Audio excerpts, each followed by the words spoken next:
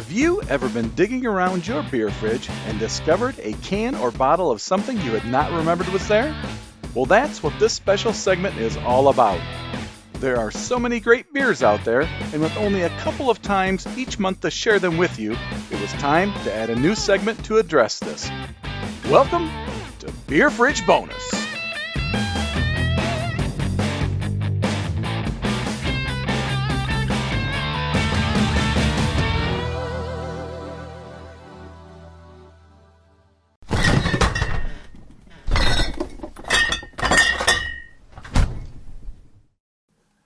Happy New Year! It's that time again. Another opportunity to share a few beers knocking around in my fridge.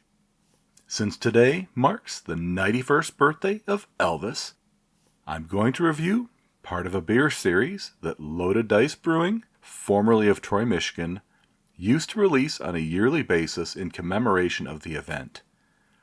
I bought the Variety 4-pack a few months before they closed their doors forever.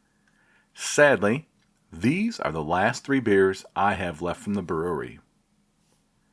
Here is a little history in case you have never heard of Elvis until now. Elvis Aaron Presley was born on January 8, 1935 in Tupelo, Mississippi. His family moved to Memphis, Tennessee when he was 13 years old. He began his music career a few years later in 1954, and the rest, as they say, is history. With songs like Jailhouse Rock, Hound Dog, Heartbreak Hotel, and Blue Suede Shoes, just to name a few, he was an award-winning, record-setting artist and highly revered by many. He was part of the Hollywood era where musicals were all the rage. Sadly, he died in 1977 at his home in Graceland. So, the first beer I'm drinking today is the base beer, the Fat King.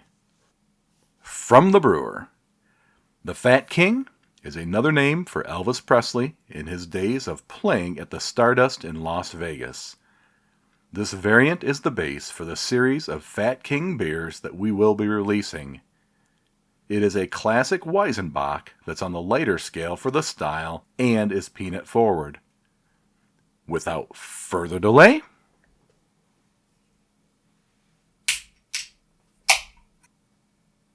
so this beer is a 8.7% ABV Weizenbock. The can art is so fun and playful. It has a picture of an Elvis caricature who is overweight, a lot of rings on his fingers, and there is a huge staff that he's holding that has a peanut butter, bacon, and banana sandwich skewered upon it. So the beer poured a nice light amber color. Clear and clean. Just a fine white head. So on the nose, I get a lot of peanut butter. And for me, that's really exciting. As many of you know from listening to the podcast, I'm always on the search for the best peanut butter porter in any beer that has peanuts in it or is peanut forward. It just really kind of gets me excited. There's just a little bit of fruitiness in there. I do get some of that banana, which is quite nice. Of course, the one thing with a Weizenbock, so a Weizenbock is it's a combination of a Hefeweizen and a Bock. So you get the lightness and kind of the fruity esters that come from the Hefeweizen, but then you get kind of the malty, chocolatey flavors that come from the Bock. I really think that this whole concept and the idea behind it is just fantastic. So Jeff, if you're listening, fantastic work. I think it's just so clever. And again, one of the things I love about the craft industry is that brewers are always thinking outside the box. Alright, so first up impression. Oh yeah. So this is fantastic. I get the banana coming through. I get that nice, really strong peanut butter flavor in there. And maybe a little bit of that bacon comes through as maybe a little bit on the finish. Because I get a little bit of that kind of, I don't want to say greasy, but if you love bacon like I do, bacon just kind of has that finish on it. This is such a fun beer. Yeah, honestly, I don't know how I would improve upon this. It's light-bodied. It's 8.7%, which is a bit deceiving. It's just it's just such a nice beer. Really nice thing about this beer is that it has so many layers in it. The banana, the notes of maybe chocolate in there, the peanut butter, the bacon. It's just really fantastic. I give this one 4 tasters out of 5 on the flight board. So, as I mentioned, there were 4 beers in this series. The next one in succession would be The Birth of the Fat King, although maybe that would have been the first one. Anyway, I actually had reviewed that beer last season in episode number 15, so if you wanted to go back and hear my review of The Birth of the Fat King, you could certainly do that. So for my purpose today, the next beer is The Death of the Fat King. From the brewer, part of our The Fat King series. This wheat wine was aged for several months in a bourbon barrel and then packaged. We added more peanut butter and bacon to take it to the next level. Without further delay, so this is a 13.1% barrel-aged wheat wine with peanut butter, bacon, and banana. I poured this out into a tulip glass, and I should make mention I am using a tulip glass for each one of these beers, simply because I want to be able to really get a great visual of the color of the beer, the clarity, and also, since it's very aromatic, I want to make sure that I can really capture that in my review today. So the beer is a little bit darker amber. It's a bit darker than the Fat King beer that I reviewed just a bit ago. It has a fine white head. So on the nose, I'm getting a lot of the bourbon. So the label on the can, and the can's kind of fun too. It's not nearly as colorful as the Fat King that I reviewed, but it's equally entertaining. It has kind of a zombified caricature of Elvis again, and it says that it's been aged in Weiss distilling bourbon barrels. So, 13%. This is definitely going to be a big boozy beer. So, first sip impression. Okay. So, as I surmised, picking up on the aroma here, it is very bourbon forward. So, I think the bourbon barrel kind of overpowers any kind of flavor from peanut butter, banana, or bacon that would be in the beer. Yeah, certainly a lot of booze there on the palate. I get that nice boozy burn as I swallow. So I think I'm going to set this aside for a few minutes and come back to it, because I want to see if the peanut butter, the bacon, and the banana kind of come through on this a little bit more. As you know, if you drink beer, if you're listening to me for any period of time, when beers get to be in the double digits, especially when they get to be barrel aged, I usually try to let them warm up a bit. Frankly, I was a little bit rushed for time to get things rolling, so I didn't really have a good opportunity to really let them set for a long period of time. So we'll see what happens with the beer.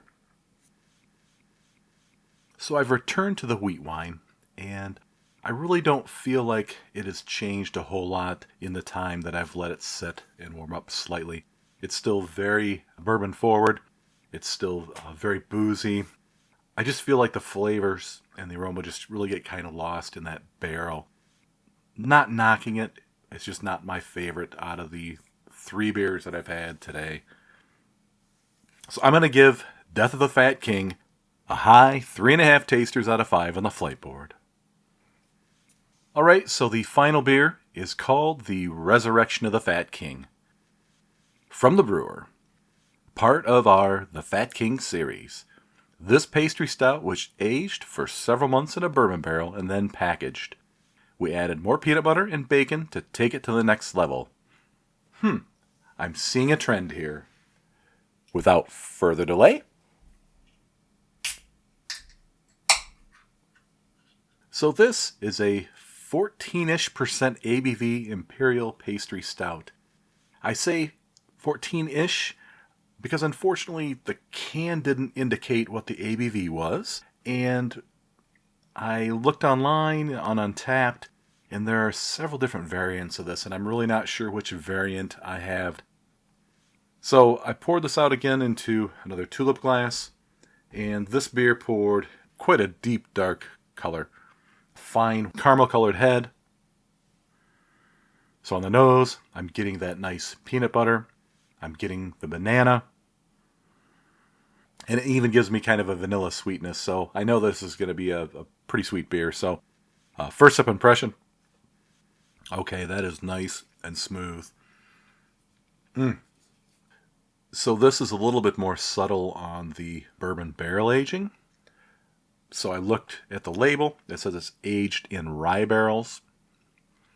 So I like the can art as well. It's got a picture of the Elvis caricature, both arms raised, one holding the peanut butter banana bacon sandwich, the other one with a microphone, and having the kind of the holy icon circle thing behind its head that you see on a lot of religious art, historical art.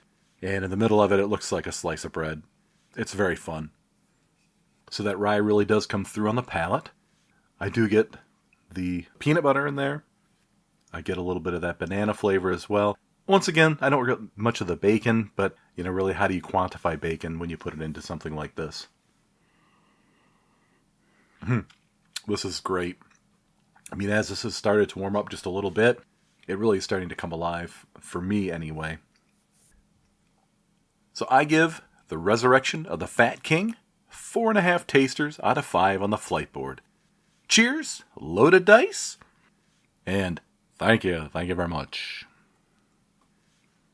And I also just want to give a quick shout out to listener Josh, who reached out to me this week, asking for a little bit of clarification on my holiday beer review. So, Josh, I appreciate you listening. I appreciate you listening critically, and I'll try to continue to improve as I move forward.